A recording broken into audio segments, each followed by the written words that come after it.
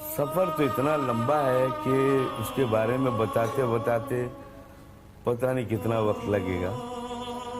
मैं स्कूल के ज़माने से ही मुझे गाने का शौक था और मैं वहाँ पे मैं कलकत्ता में पैदा हुआ, वहीं पला बढ़ा और वहाँ छोटे मोटे स्टेज प्रोग्राम्स में गाने लगा। फिर कुछ फाइनेंशियल परेशानी की वजह से कुछ दिनों तक रेस्टोरेंट में, होटल में भी गाना गाया। फिर स्टेज प्रोग्राम में गाते गाते वहाँ काफ़ी नाम हो गया। लेकिन मेरे दिमाग में एक बात तो थी ज़रूर कि ये जो रेडियो में गाना आता है, ये जो टीवी में जो गाने बज रहे हैं या दिखाए जा रहे हैं, इसमें कभी मेरी आवाज़ भी होनी चाहिए। और ये एक ख्वाब था और उसके लिए मैं सोचता था कि कभी मैं थोड़ा बड़ा हो जाऊं, क्योंकि मैंने बताया जैसे कि मैं बचपन से गाने गा रहा हूँ। 14 साल की उम्र से, स्कूल के ज़माने से, क्लास 7-8 से। तो गाते गाते गाते जब थोड़ा बड़ा हुआ, कॉन्फिडेंस बढ़ा, हिम्मत बढ़ी, लोगों ने हिम्मत बढ़ाई हमारी और काफ़ी तारीफ़ें होने लगी। तो काफ़ी साल के बाद जब मोहम्मद रफ़ी साहब का देहांत हुआ, चूँकि मैं बताना चाहता हूँ कि मैं बचपन से मोहम्मद रफ़ी साहब के गाने गाता था, तो जब उनका देहांत हुआ तो मुझे फिर मैं बौखला गया कि अब मैं क्या करूँ, मैं क्या गाऊँगा, कैसे चलेगा, क्या करें। तो चूँकि मेरे दिमाग में था कि मैं भी फिल्म इंडस्ट्री में आऊँ। जब मैंने शुरू किया था तब रेडियो था, फिर दूरदर्शन शुरू हुआ। गाते गाते 16-17 साल तक फिर ये दुनिया भर के चैनल्स आ गए, ये आ गए, वो आ गए। तो मैंने ठान लिया कि मुझे बॉम्बे जाना। फिर मैं 82 में अपने घर वालों को, अपने माता पिता को, उनसे आशीर्वाद लेकर मैंने कहा मुझे 2 साल टाइम दीजिए, मैं 2 साल स्ट्रगल करना चाहता हूँ, होगा तो अच्छा है। फिर मैं बॉम्बे आया। यहाँ जो ये 2 साल था, ये 200 बरस के बराबर था। बहुत ही स्ट्रगल, बड़ी जद्दोजहद, क्या क्या तकलीफें मैं बता नहीं सकता हूँ। किसी के यहाँ जाओ, बराबर रिस्पांस नहीं मिलता है। गाना सुन के वाह वाह करते हैं, फिर कहते हैं नेक्स्ट वीक आते रहना। बहरहाल एक हमारे आफताब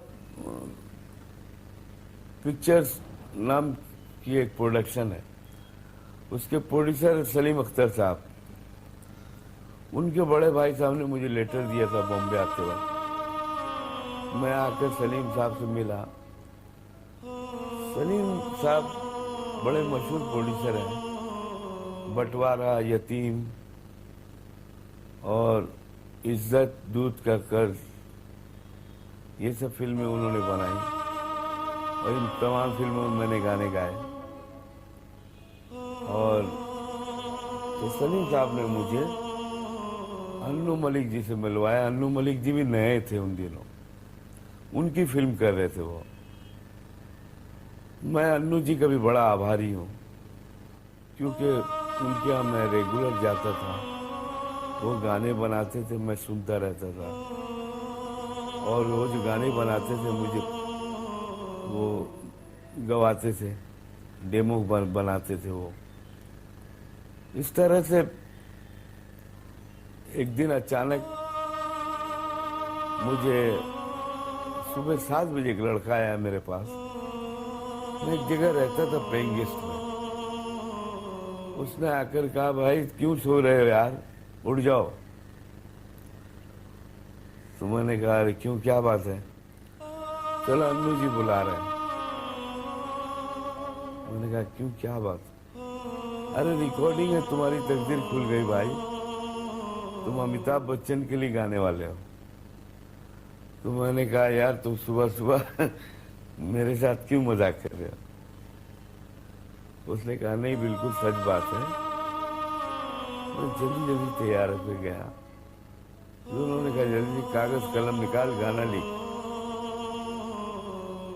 आज एक बहुत बड़ी पिक्चर के लिए तुम गाना गा रहे हो, फिल्म मर्द के लिए, अमिताभ बच्चन पर पिक्चराइज होगा, टाइटल सॉन्ग है, मनमोहन देसाई जी की फिल्म थी। मुझे तो यकीन नहीं आ रहा था। मैंने जल्दी से रिहर्सल किया, मुझे कहा फेमस स्टार जो स्टूडियो आ जाओ, वहाँ मैं 3 बजे पहुँच गया। वो गाना गाया, उसके बाद से फिर अपना काम चल पड़ा।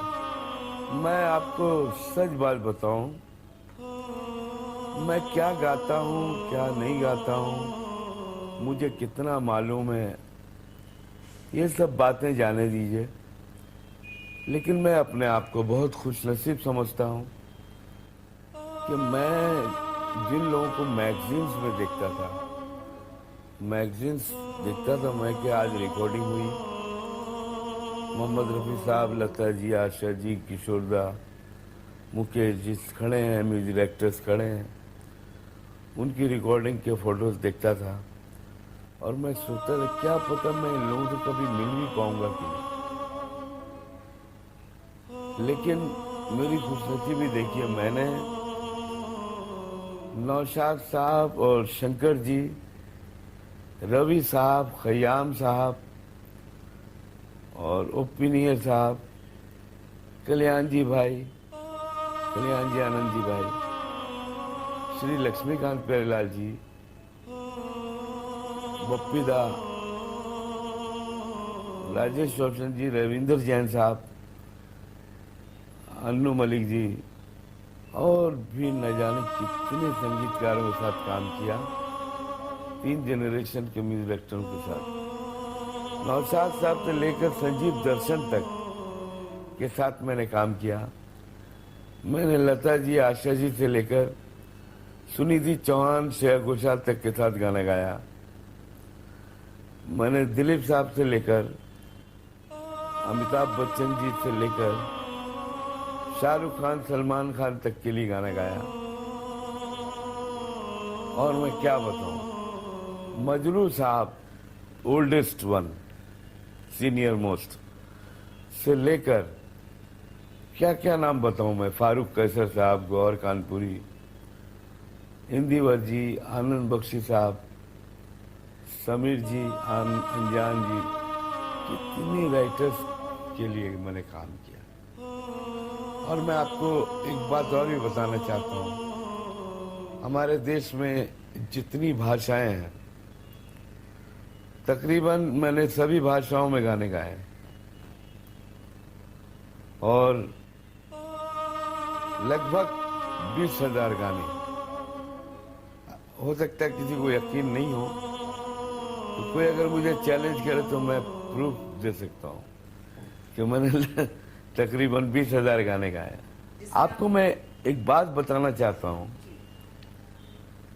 आज जो एक पैटर्न चला है सूफी का, लोग कहते हैं ना कि सूफी सॉन्ग, दरअसल जो सूफी सॉन्ग चल रहा है ये सूफी सॉन्ग है ही नहीं। गाने में बीच में अल्लाह अल्लाह, माशा अल्लाह, सुभान अल्लाह, या अली, या मौला, ये डाल देने से सूफी सॉन्ग नहीं होता है। और चिल्ला चिल्ला के लॉन्ग लॉन्ग नोट में चिल्ला चिल्ला के गाने से सूफी सॉन्ग नहीं होता है। सूफी सॉन्ग का मतलब है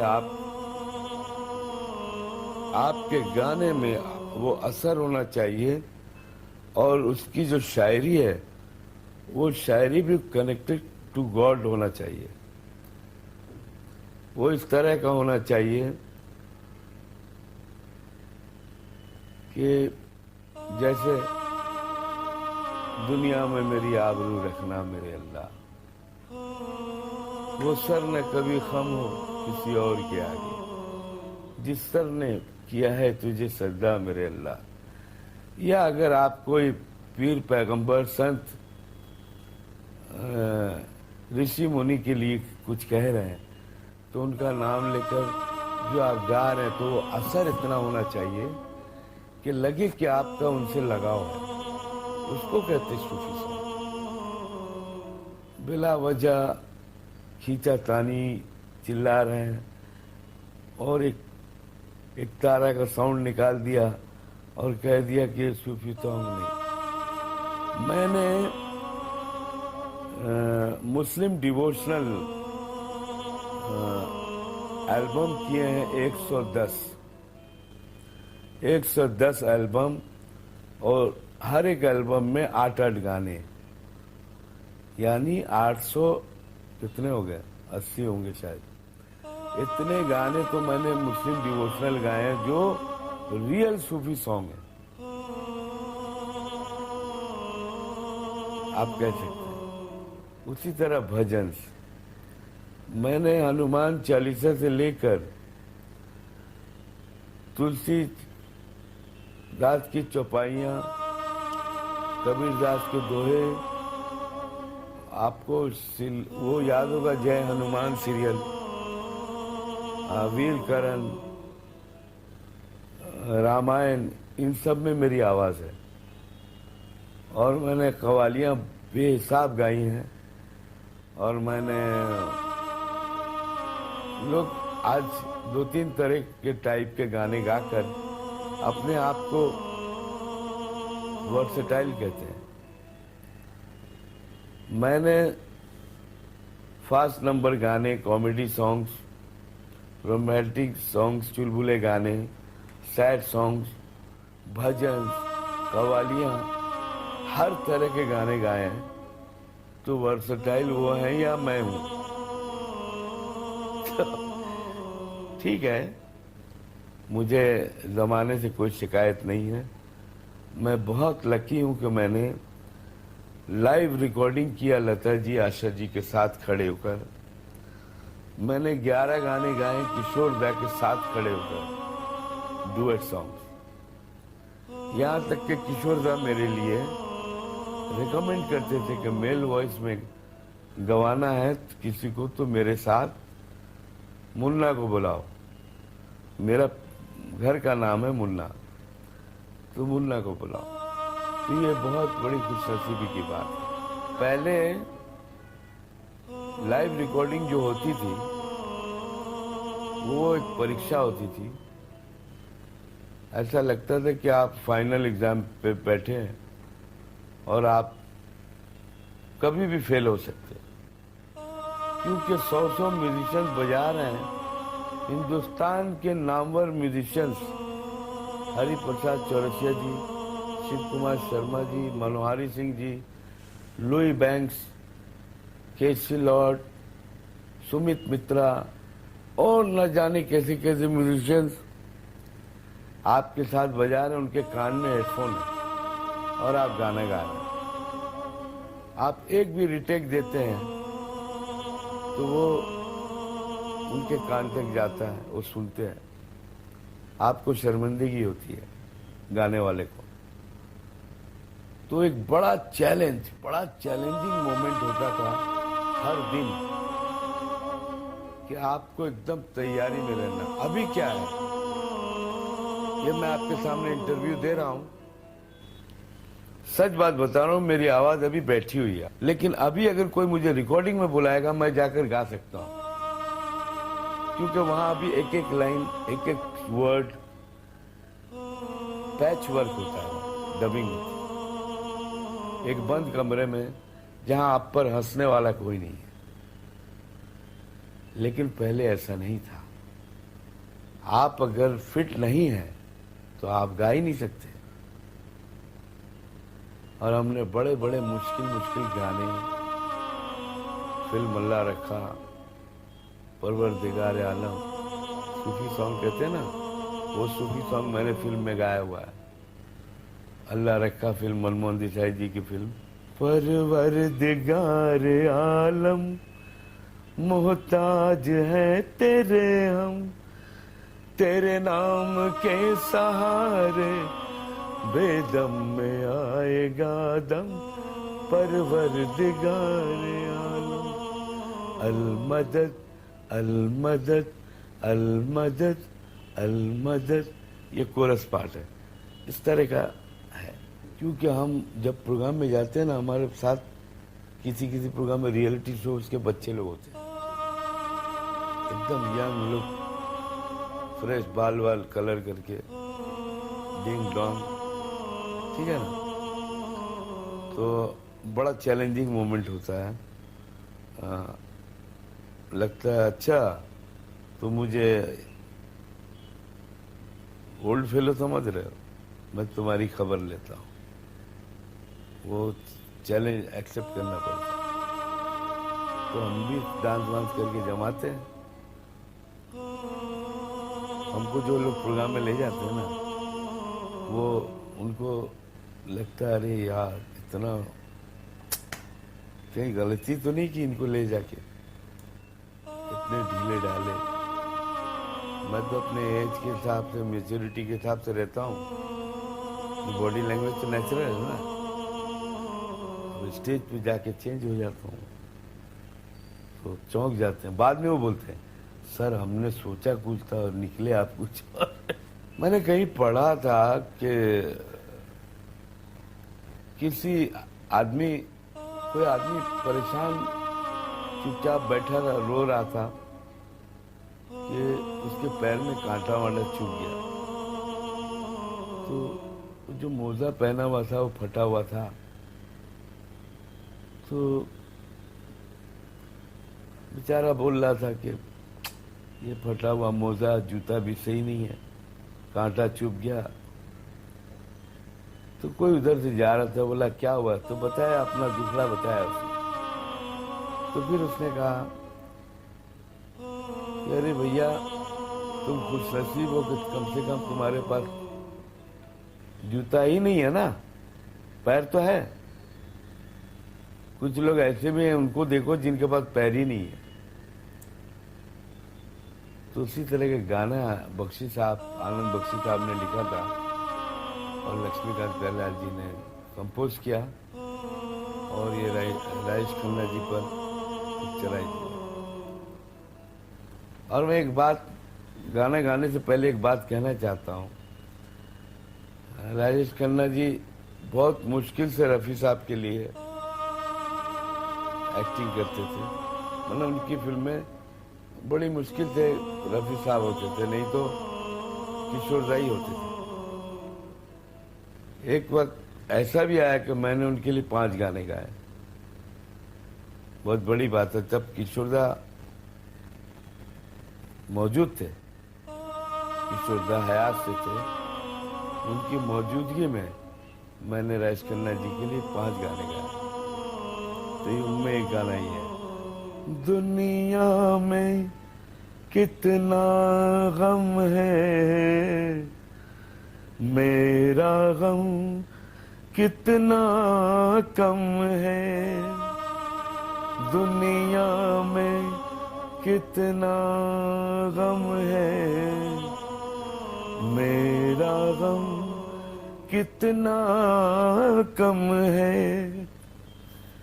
लोगों का गम देखा तो मैं अपना गम भूल गया।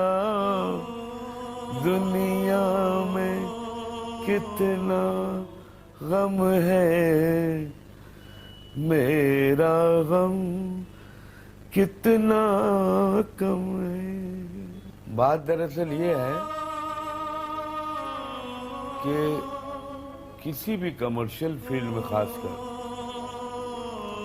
एक बड़ा ही चैलेंजिंग मोमेंट रहता है।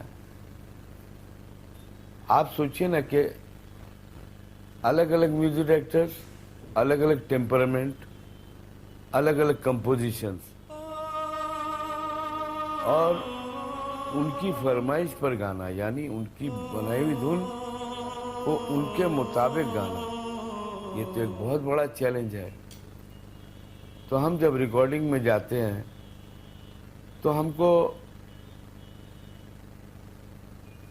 पता भी नहीं होता कि गाना क्या है। वहां जाने के बाद मानो ओ गॉड, कल तो यहां से गाया था, आज यहां से गाना।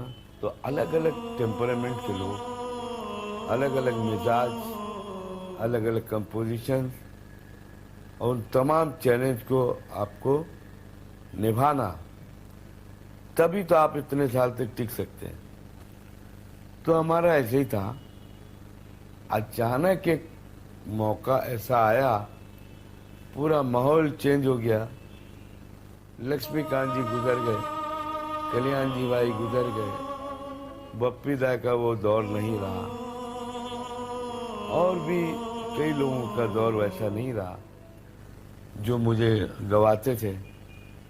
फिर यंगस्टर आए, अच्छी बात है, आना भी चाहिए। अलग अलग म्यूजिक डायरेक्टर्स आए।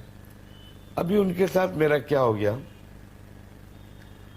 वो मुझे क्या सोचते पता नहीं, लेकिन मेरा उनका कम्युनिकेशन गैप है, कुछ कहीं ना कहीं जनरेशन गैप है। वो मुझे नहीं बुलाते, या तो मुझे पसंद नहीं करते, और या तो मुझसे डरते हैं। और मेरा क्या है, चूंकि मैं गाने वाला आदमी हूं, तो मैं हर वक्त इसी इंतजार में हूं कि कोई भी मुझे कभी बुलाए, मैं जाके गाऊंगा। यही सोचते सोचते बरसों बीत गए। ट्रेंड चेंज हो गया, लुंगी डांस आ गया, हमारे हनी सिंह आ गए, मिका जी आ गए। सब अच्छा गाते हैं, अपना अपना अंदाज है, सब लगे हुए हैं। क्या है, पब्लिक जो है, जनता, वही सब कुछ है, वो जिसको एक्सेप्ट करे। और वैसे आजकल इलेक्ट्रॉनिक मीडिया का ज़माना है, मैं भी इलेक्ट्रॉनिक मीडिया के थ्रू इंटरव्यू दे रहा हूँ। तो इस ज़माने में क्या है कि प्रमोशन रातों रात हो जाती है, आदमी रातों रात मशहूर हो जाता है। हमने बहुत घास छिल छिल कर, बड़ी तकलीफें करके, बहुत स्ट्रगल करके एक एक स्टेप आगे आए। लेकिन अब जो है, आपने एक गाना गाया, वो गाना रातों रात इतना बजाया गया, वो पॉपुलर हो गया, आपको फिल्म फेयर अवार्ड भी मिल गया, आप मशहूर भी हो गए, दौलतमंद भी हो गए। हमारा ऐसा नहीं था। हमने उस जमाने में हमारे गाने हिट हुए जिस जमाने में इतना प्रमोशन नहीं था, तो बड़ा मुश्किल होता था वो गाने पॉपुलर होने का। और मैं आपको बताता हूँ, आपको दोबारा याद दिलाने के लिए हमारे दर्शकों को, कि मेरे कुछ हिट गाने आपको मैं बता रहा हूँ, वो गाने आप घर पे सुनिए, आपको याद आ जाएगा, आप फ्लैशबैक में चले जाएंगे, आपको मोहम्मद अजीज की अहमियत फिर से पता चलेगी। हर करम अपना करेंगे ए वतन तेरे लिए, दिल दिया है जहां भी देंगे ए वतन तेरे लिए। ये जब भी 15 अगस्त आए, 26 जनवरी आए, ये गाना बजता ही बजता है। मैं से मीना से, न साकी से, न पैमाने से, मैं अभी गा नहीं पा रहा हूँ, सचमुच आज मेरी तबीयत ठीक नहीं है। लेकिन ये मेरा आपसे वादा था कि आज मैं इंटरव्यू दूंगा, तो मैं दे रहा हूँ। गाने आप घर पे सुन लीजिएगा, मैं बता रहा हूँ। दिल बहलता है मेरा आपके आ जाने से, फिल्म खुदगर्ज का गाना। पतझड़ सावन बसंत बहार, एक बरस के मौसम चार, पांचवा मौसम प्यार का। सिंदूर का गाना। उंगली में अंगूठी, अंगूठी में नगीना, गोरी का साजन, साजन की गोरी, लो जी शुरू हो गई लव स्टोरी। आखिरी रास्ता फिल्म का गाना। फिर शहंशाह का गाना, जाने दो मुझे जाना है। ये सब गाने पॉपुलर गाने। नगीना का आजकल याद कुछ और रहता नहीं, एक बस आपकी याद आने के बाद, याद आने से पहले चले आइए, और फिर जाइए जान जाने के बाद। तो इस तरह बहुत सारे गाने हैं। एक अंधेरा लाख सितारे, एक निराशा लाख सहारे, सबसे बड़ी सौगात है जीवन, नादा हैं जो जीवन से हारे। ऐ मेरे दोस्त लौट के आजा, वो जो सातवां सुर की बात जो मुझसे कही गई, वो सातवां सुर यही है। काफ़ी ऊंचा गाना है, बहुत मुश्किल गाना, जो आज मुझे भी गाने में तकलीफ होती है। ऐ मेरे दोस्त लौट के आजा, बिन तेरे जिंदगी अधूरी है। आके तू देख मेरी हालत को, बिन तेरे हर खुशी अधूरी है। मितवा भूल न जाना, धरती जब तक रहेगी, अंबर जब तक रहेगा। ये सब गाने हैं। और मैंने उड़िया लैंग्वेज में भी बेतहाशा भजन गाए हैं। आपके जगन्नाथ जी के भजन और नॉन फिल्मी सॉन्ग्स, फिल्म सॉन्ग्स, तकरीबन 5000 गाने गाए हैं वहाँ पे। और बंगाली फिल्मों के गाने भी बहुत पॉपुलर है मेरे। गुजराती गाने फिल्में भी बहुत, मन्नड़ानु मोर, और भी बहुत सारी फिल्में हैं। राजस्थानी फिल्म है, मराठी फिल्में हैं, और तमिल, तेलुगु, कन्नड़, मलयाली सब में गाया मैंने। ये आपका बड़ा प्यार रहा है, बहुत आशीर्वाद रहा है, बहुत दुआएं मिली हैं मुझे। मैंने बहुत काम किया है, और आगे भी दुआ कीजिए हमारे लिए कि मैं आगे भी काम करूं। अभी जो आप मेरी आवाज़ सुन रही है, वक्ती तौर पे, टेम्परेरी तौर पे आवाज़ थोड़ी बैठी है, लेकिन आवाज़ 25 साल पहले जो थी, अभी भी वही आवाज़ है। यह आपका आशीर्वाद और आपकी मोहब्बत की वजह से वो बरकरार है। मेरे पास जो भी थोड़े बहुत अवार्ड्स हैं, ट्रॉफीज़ बहुत सारी हैं। डबल प्लैटिनम भी है, ट्रिपल प्लैटिनम भी है, और गोल्ड डिस्क वगैरह दुनिया भर के हैं। और ट्रॉफीज भी बहुत है। मदर टेरेसा इंटरनेशनल अवार्ड मिला मुझे। प्रेसिडेंट ज्ञानी जैल सिंह जी के हाथ से मैंने अवार्ड लिया है। हमारे एक्स प्रेसिडेंट ज्ञानी जैल सिंह जी थे।